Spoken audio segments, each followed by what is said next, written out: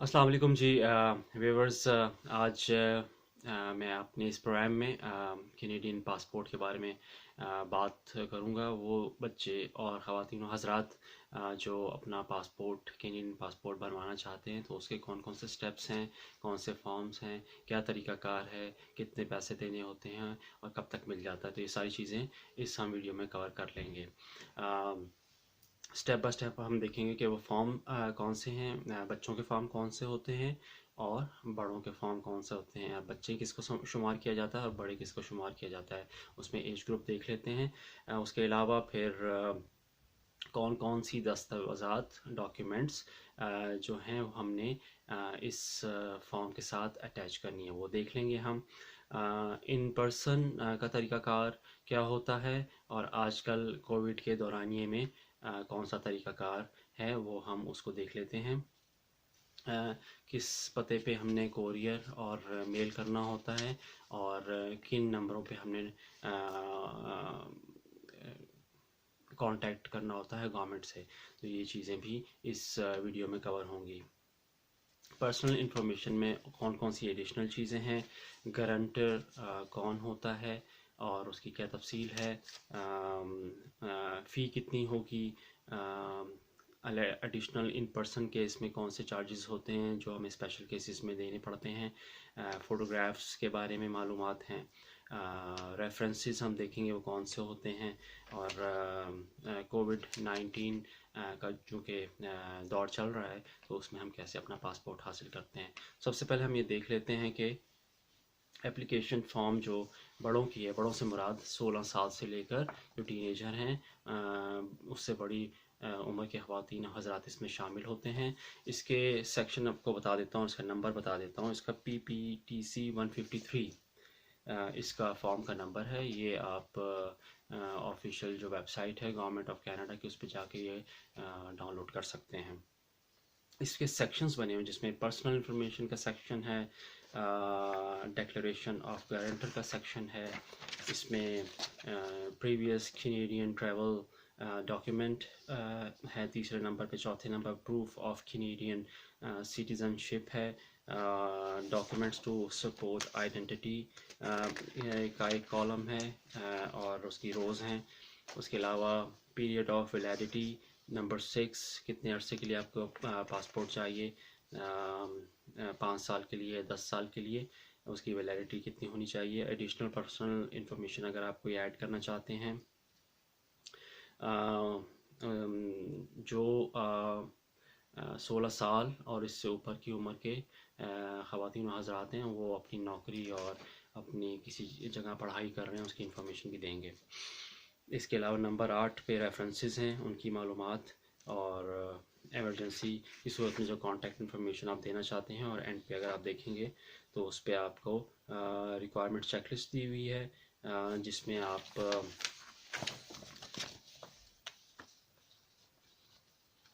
दस्तखत करेंगे, उस पर तारीख़ डालेंगे, आप उसके साथ 2 तस्वीरें लगाएंगे, फिर आप प्रूफ ऑफ कैनेडियन सिटीज़नशिप जो आपका सर्टिफिकेट ऑफ सिटीज़नशिप है, या अगर आप यहाँ के बाय बर्थ यहाँ के हैं तो जो आपका बर्थ सर्टिफिकेट है वो, और आपकी आइडेंटिफिकेशन को साबित करने के लिए आपको ड्राइवर्स लाइसेंस जो है या हेल्थ कार्ड है या अदर डॉक्यूमेंट है वो लगेगी।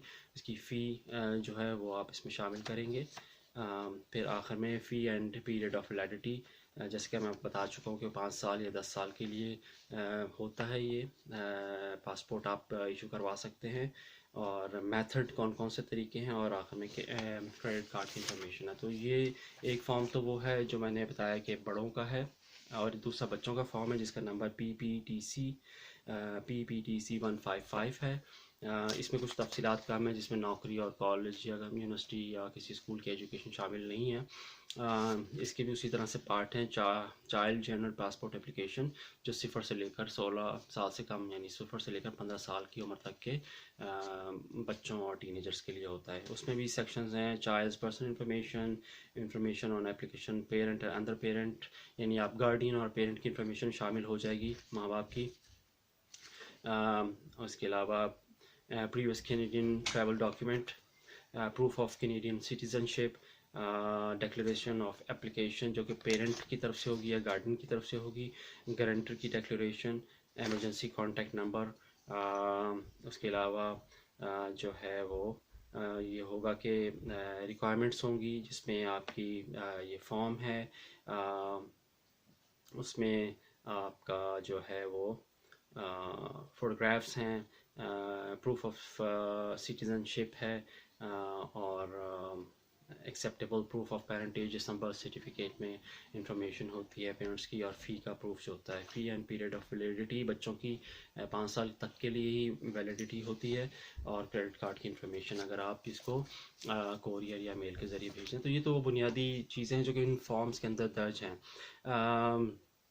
जब आप इन पर्सन भी जाके जमा करवा सकते हैं, और कोरियर के ज़रिए भी आप भिजवा सकते हैं, मेल के ज़रिए भी भिजवा सकते हैं। अगर आप इसे मेल के ज़रिए भिजवा रहे हैं तो उसका एड्रेस मैं बता देता हूँ। Passport program, Gatineau, Quebec, K1A0GC, Canada.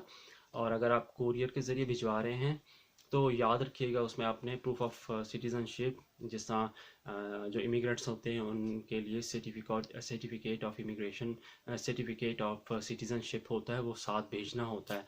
तो आप अगर कोरियर से भेजेंगे तो वो महफूज रहेगा, क्योंकि वो जब आपका पासपोर्ट और भेजेंगे तो उसके साथ दूसरी डाक या उसी डाक में, उसी कोरियर में ये आपको आपका जो प्रूफ ऑफ सिटीज़नशिप है वो भी वापस करेंगे।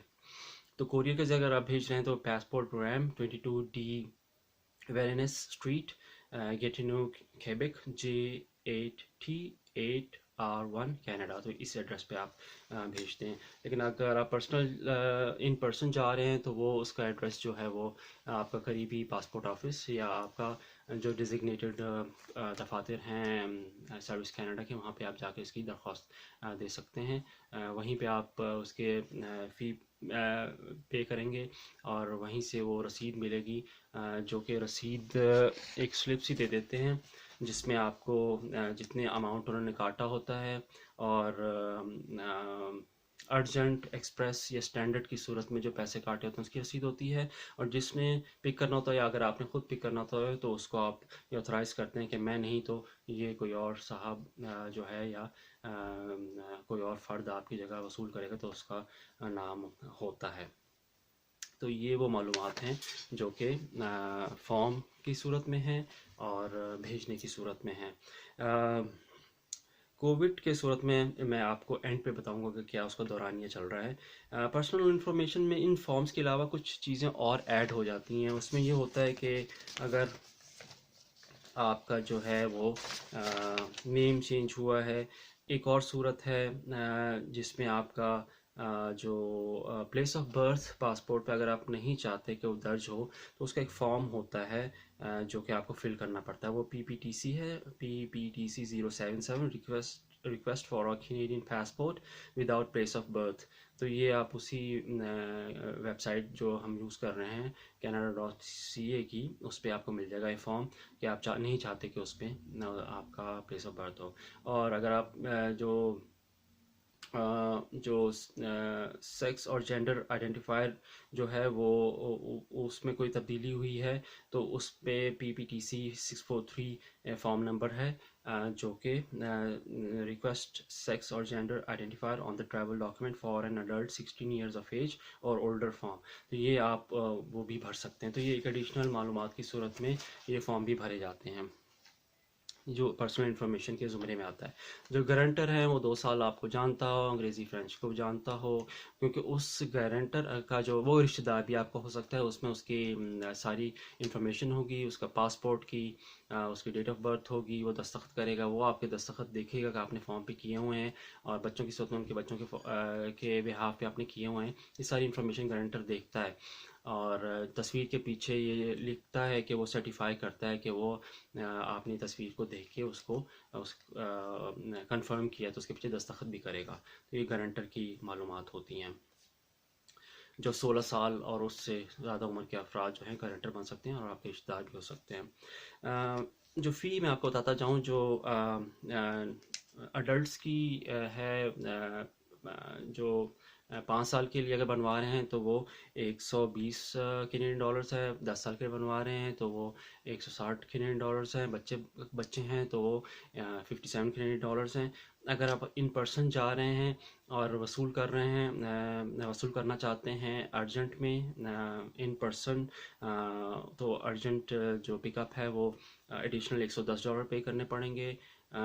एक्सप्रेस पिकअप के लिए $50, जो दो अर्जेंट का मतलब होता है नेक्स्ट डे आप वसूल कर लें।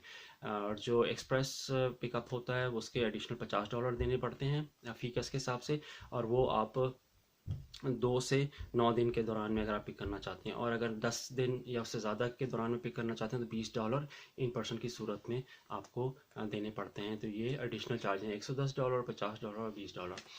तो ये वो है जो फ़ी है और जो चार्जेस हैं। आप जो पेमेंट है जो नहीं कर सकते वो ऑनलाइन पेमेंट नहीं कर सकते आप इसकी, आप कैश की सूरत में नहीं कर सकते, आप पर्सनल चेक की सूरत में नहीं कर सकते। जिन सूरतों में दे सकते हैं वो credit card, debit card, prepaid card शामिल हैं, और जो आप सर्टिफाइड चेक और मनी ऑर्डर की सूरत में भी दे सकते हैं। रिसीवर जनरल फॉर कनाडा के नाम पे वो चेक बना हो, कैनेडियन डॉलर्स में हो और एग्जैक्ट अमाउंट हो। और अगर आप कोरियर के ज़रिए भेज रहे हैं तो उसमें आप क्रेडिट कार्ड, जो आपका प्रीपेड कार्ड, इम्बॉस्ड जो होता है वो, और सर्टिफाइड चेक और मनी ऑर्डर की सूरत में भेज सकते हैं, जो कि कैनेडियन डॉलर्स में हो, एग्जैक्ट अमाउंट हो और रिसीवर जनरल फॉर कनाडा के नाम पे हो। तो ये वो पेमेंट्स के तरीक़ाकार हैं। फोटोग्राफ्स का मैं आपको बताता चलूँ कि ये गुज़िश्ता 6 महीने के दौरान में खींची गई हो, स्पेसिफिकेशन के मुताबिक हो। तफसीलात आपको उसी पैकेज में मिल जाएंगी, और उसके पीछे 2 तस्वीरें होंगी, ब्लैक एंड वाइट और कलर्ड हो सकती हैं, और एक तस्वीर के पीछे आपने जहाँ से फ़ोटोग्राफ खिंचवाई है उसका बिजनेस नेम, उसका एड्रेस, और उसके पीछे गारंटर के दस्तखत होंगे, और उसके पास लिखा हुआ कि वो सर्टिफाई कर रहा है कि वो उसने तस्वीर देखी है।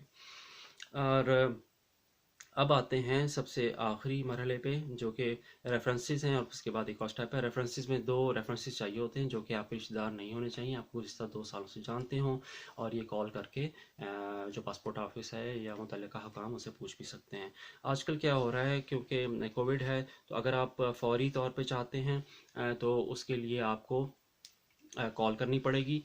आपको फ़ोन नंबर भी मैं बता देता हूँ। उस पर कॉल करेंगे तो वो आपको फिर बताएंगे कि आपने क्या करना है। 1-800-567-6868। और अगर आपने चाहते हैं कि 2 दिन से 59 डेज़ तक का दौरानिया जिसमें आपको पासपोर्ट चाहिए, तो उसमें भी इसी नंबर पे कॉल करें या अपनी रिक्वेस्ट ऑनलाइन डाल दें, फिर वो आपको बताएंगे क्या करना है। और अगर आप 60 डेज़ से ज़्यादा दौरानिए के बाद चाहते हैं कि पासपोर्ट आपको मिले, तो उसके लिए आप सिर्फ मेल कर दें या कोरियर कर लें, तो ये आपको पासपोर्ट मिल जाएगा। सबसे आखिर में आपको दिखा देता हूँ, ये वो डॉक्यूमेंट है जिसके लिए आपने पूरी जद्दोजहद की होती है।